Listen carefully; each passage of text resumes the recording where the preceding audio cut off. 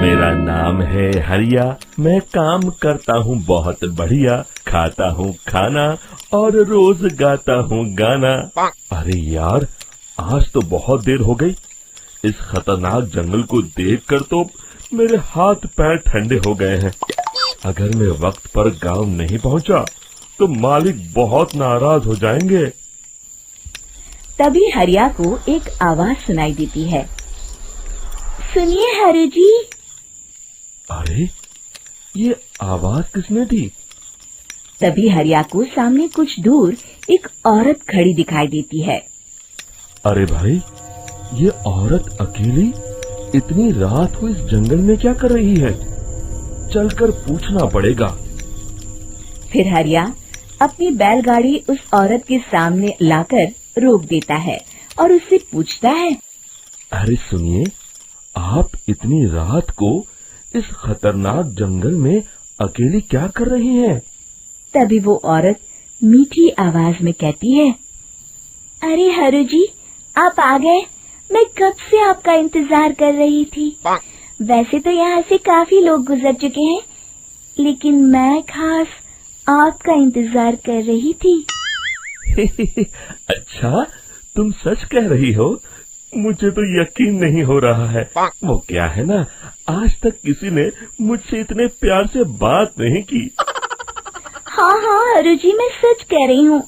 अब देर मत करिए और जल्दी से मुझे मेरे घर तक छोड़ दीजिए। हाँ हाँ, कौन सी बड़ी बात है, अभी छोड़ देता हूँ। आप मेरे पीछे बैलगाड़ी में बैठ जाइए और मुझे रास्ता बताते चलिए। फिर वो औरत हरिया की बैलगाड़ी में बैठ जाती है और हरिया बैलगाड़ी हाँकता हुआ आगे चल पड़ता है। फिर उस औरत के बताए हुए रास्ते पर चलते चलते हरिया बैलगाड़ी लेकर एक काली गुफा के आगे आकर रुक जाता है। हरिया उस औरत से पूछता है। हाँ देवी जी, आपका घर कहाँ है? यहाँ तो एक गुफा के अलावा और कुछ नहीं है। तभी अचानक वो औरत हवा में उड़ने लगती है।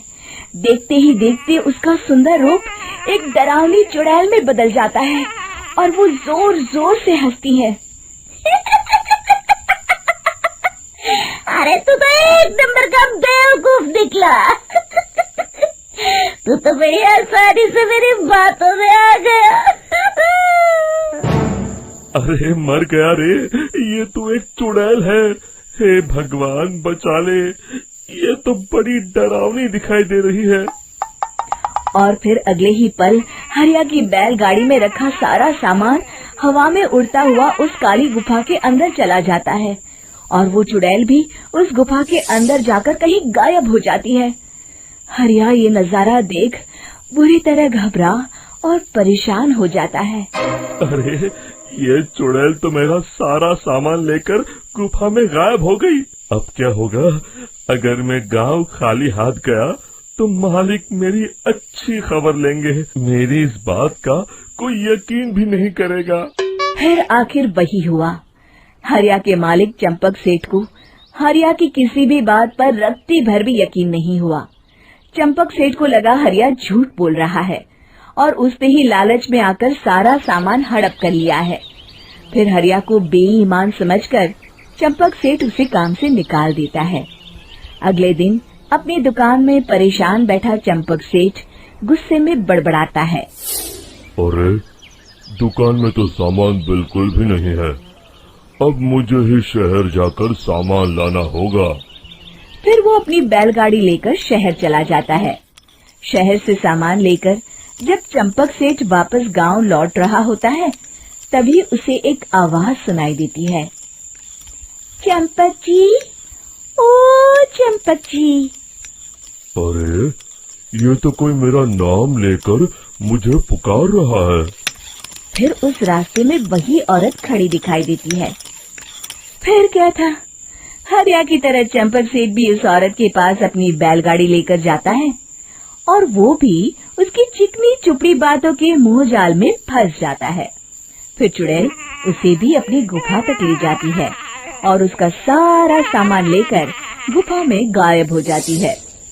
बेचारा चंपक सेठ लाचार होकर खाली हाथ गांव लौट आता है। फिर ये उस जंगल में रोज की बात हो जाती है। जो कोई भी शहर से कुछ लेकर गांव की तरफ लौटता, वो चुड़ैल उसे बेवकूफ बनाकर उसका सारा सामान लेकर गुफा में गायब हो जाती।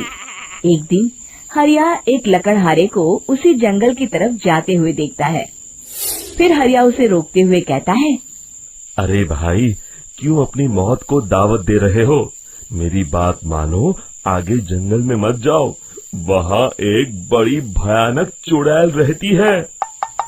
लकड़हारा हरिया की बातों को नजरअंदाज करते हुए कहता है, अरे भाई, मुझे पहले ही बहुत देर हो चुकी है, मुझे जाने दो भाई। शाम तक लकड़ियाँ काट कर शहर के बाजार में बेचना है। तुम अपनी ये कहानी किसी फुर्सत में बैठे इंसान को सुनाओ, मैं तो चला।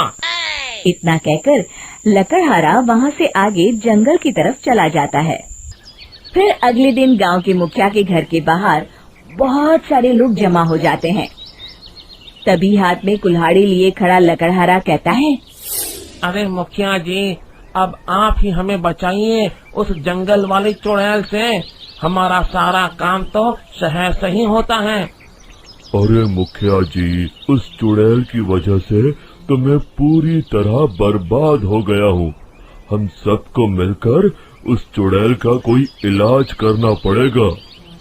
तभी भीड़ में खड़ा वीरा कहता है, आप लोग चिंता मत करिए, कल से वो चुड़ैल किसी को नहीं लूट पाएगी।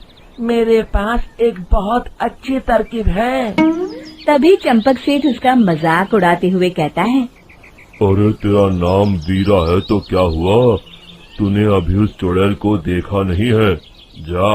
जाकर अपना काम कर, बड़ा आया। तब मुखिया जी कहते हैं, नहीं नहीं चंपक सेठ, मुझे लगता है हमें इस लड़के को एक मौका देना चाहिए। फिर सभी गांव वाले मुखिया जी की बातों से सहमत हो जाते हैं और वीरा शाम को एक बैलगाड़ी में कुछ सामान लादकर उस जंगल की ओर चल देता है। वीरा, ओ वीरा, कहाँ जा रहा है? तभी वीरा मुड़ के देखता है, वही चुड़ैल एक औरत के रूप में खड़ी है। अरे बहन जी, मैं आपको ही ढूंढ रहा था। देखिए, मैं आपके लिए क्या लाया हूँ। अरे वाह, तू खुद मेरे लिए इतना सामान लाया है। तू ही अकेला गांव में समझदार है। जरा देखो, मैं भी खोल के, बड़े भूख लगी है। जैसे ही चुड़ैल उस सामान पर से कपड़ा हटाती है, एक भगवान शिव की तेज रोशनी उसके अंदर मूर्ति से निकलती है और चुड़ैल अपने असली रूप में आकर जलने लगती है। अरे मैं जल रही हूँ, बचाओ, बचाओ, ओम नमः शिवाय, मर गई मैं। देखते ही देखते वो चुड़ैल राख के साथ उड़ जाती है और सभी गांव वाले भी वहां आ जाते हैं। शिक्षा बुराई पे सदा अच्छाई की ही जीत होती है।